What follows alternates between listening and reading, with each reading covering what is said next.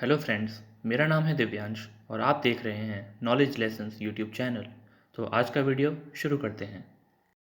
Year 2021 Indian startups के monumental rise के लिए जाना जाएगा, क्योंकि इस साल अभी तक इंडिया में 40 से ज़्यादा स्टार्टअप्स यूनिकॉर्न बन चुके हैं, जबकि टोटल यूनिकॉर्न्स का नंबर बढ़कर 82 पहुंच चुका है। अगर बात की जाए यूनिकॉर्न्स की, तो यूनिकॉर्न का मतलब होता है वो स्टार्टअप्स जिनका टोटल वैल्यूएशन $1 बिलियन को क्रॉस कर चुका हो। इंडियन करेंसी में ये वैल्यू 7,500 करोड़ रुपए होती है। सिर्फ 2021 ही नहीं, बल्कि देखा जाए तो last 2 years he Indian startups की ग्रोथ के लिए काफ़ी अच्छे रहे हैं, और इसके पीछे काफ़ी सारे ग्लोबल मैक्रो इकोनॉमिक फैक्टर्स भी हैं जिनकी हेल्प से स्टार्टअप्स ने ये अनप्रेसिडेंटेड ग्रोथ देखी है। तो आज के वीडियो में हम इन्हीं फैक्टर्स को डिस्कस करेंगे और इन स्टार्टअप्स के यूनिकॉर्न बनने की जर्नी को समझने की कोशिश भी करेंगे। लास्ट ईयर आए कोरोना पेंडेमिक और उसकी वजह से लगे वर्ल्ड वाइड लॉकडाउन्स ने डिजिटल ट्रांसफॉर्मेशन को और टेक्नोलॉजी के अडॉप्शन को सोसाइटल लेवल पर बढ़ाने का काम किया है। इसके साथ ही चाइना में टेक सेक्टर पर बढ़ते क्रैकडाउन्स की वजह से बहुत बड़े लेवल पर प्राइवेट कैपिटल निकला है, जिसका यूज़ इंडियन स्टार्टअप्स को फंड करने में आया है। और इसी रीज़न की वजह से इंडिया में 2021 में रिकॉर्ड 40 यूनिकॉर्न्स बन पाए हैं।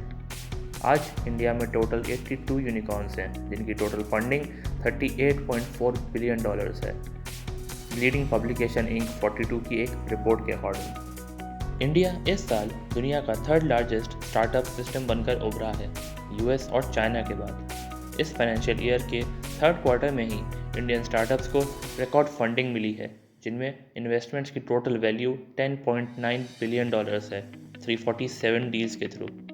इन सभी इन्वेस्टमेंट्स के बाद इंडिया के यूनिकॉर्न्स की करंट वर्थ $168 बिलियन से ज़्यादा हो चुकी है। लास्ट 2 ईयर्स में आए इन बड़े चेंजेस के पीछे 2 इवेंट्स का मेन रोल रहा है। पहला है फूड डिलीवरी प्लेटफॉर्म जोमेटो और software as a service provider Freshworks का मार्केट IPO का आना और सक्सेसफुली लॉन्च होना। दूसरा बड़ा फैक्टर जिनका रोल रहा है वो है इन स्टार्टअप्स का एसेट क्लास बन जाना, और इसकी वजह से इस सेक्टर में बड़े और डाइवर्स इन्वेस्टर्स के पूल को अट्रैक्ट करना शुरू कर दिया है, इंक्लूडिंग रिटेल सेक्टर। और इसके सक्सेस का सबसे बड़ा एग्जाम्पल है नायका और पॉलिसी बाजार के बढ़ते हुए सब्सक्रिप्शन लेवल्स। एक्सपर्ट्स के अकॉर्डिंग इंडिया की डिमांड और कस्टमर बेस बहुत बड़ी है, और इम्प्रूव नेटवर्क और बेहतर टेलीकॉम पॉलिसी स्टार्टअप्स की इस ग्रोथ को और आगे बढ़ाने में भी काफ़ी हेल्प करेंगी। इंडिया के कई स्टार्टअप्स अपने IPOs भी प्लान कर रहे हैं, क्योंकि इंडिया का IPO मार्केट काफ़ी बूम कर रहा है। गवर्नमेंट ने भी स्टार्टअप्स के डायरेक्ट एक्सेस से रिलेटेड काफ़ी सारे इश्यूज़ को एड्रेस करना शुरू कर दिया है, और ये ज़रूरी भी है, क्योंकि स्टार्टअप्स की ग्रोथ और सक्सेस सिर्फ मार्केट पर ही नहीं, बल्कि गवर्नमेंट की पॉलिसीज़ पर भी काफ़ी निर्भर करती हैं। फ्यूचर में सॉफ्टवेयर एज अ सर्विस यानी SaaS बेस्ड EV और ब्लॉकचेन स्टार्टअप्स 2022 में इस सेक्टर की ग्रोथ को और ज़्यादा आगे ले जा सकते हैं। फर्म्स ने अपने कंज्यूमर्स की लगातार बदलती डिमांड्स को पूरा करने के लिए SaaS को यूज़ करना स्टार्ट कर दिया है, और इसी वजह से इन्वेस्टर्स में भी सॉफ्टवेयर एज अ सर्विस को बहुत इम्पॉर्टेंट बना दिया है, और इस सेक्टर के लिए बहुत बड़े लेवल पर प्राइवेट कैपिटल को भी अवेलेबल करा दिया है। पेंडेमिक की वजह से ई-कॉमर्स में आए चेंजेस ने सभी बिजनेसेस को ऑनलाइन शिफ्ट करवा दिया है, और उनकी डिमांड को मीट करने के लिए ज़रूरी इनोवेशन की रिक्वायरमेंट ने इंडियन स्टार्टअप इकोसिस्टम को भी सुपरचार्ज कर दिया है। ईयर 2025 तक इंडिया में software as a service firms की रेवेन्यू $30 बिलियन तक पहुंच जाएगी।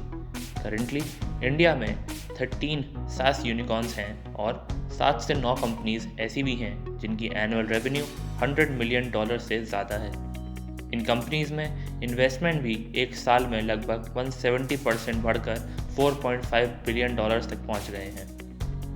US और चाइना के कंपैरिजन में भले ही इंडिया का फूड सर्विस और ग्रोसरी मार्केट काफ़ी ज़्यादा अंडर पेनिट्रेटेड है, पर 2025 तक ये सेक्टर 2 गुना तक बढ़ने वाला है, with a gross merchandise value of $13 billion. India में पेंडेमिक स्टार्टअप इकोसिस्टम्स के लिए एक वाटरशेड मोमेंट साबित हुआ है, लोगों के ऑनलाइन परचेज हैबिट्स को एक्सेलरेट करने में अक्रॉस ऑल इंडस्ट्रीज। अब इस सेक्टर की ग्रोथ को एनहेंस करने और जीडीपी में इसके योगदान को बढ़ाने में सबसे इम्पॉर्टेंट पार्ट है विमेन पार्टिसिपेशन को बढ़ाना, क्योंकि एक रोबस्ट स्टार्टअप इकोसिस्टम बनाना बहुत मुश्किल हो जाता है बिना आधी आबादी के उसमें पार्टिसिपेशन किए हुए। इसलिए इंडियन स्टार्टअप स्टोरी में अगला चैप्टर विमेन पार्टिसिपेशन पर काफ़ी ज़्यादा डिपेंड करता है। आज की वीडियो के लिए इतना ही। अगर आपको ये वीडियो अच्छी लगी तो वीडियो को लाइक करें, चैनल पर नए हैं तो चैनल को सब्सक्राइब करें और नोटिफिकेशन की बेल प्रेस कर दें। मिलते हैं ऐसी ही किसी नई और इन्फॉर्मेटिव वीडियो के साथ। Till then keep learning and keep growing.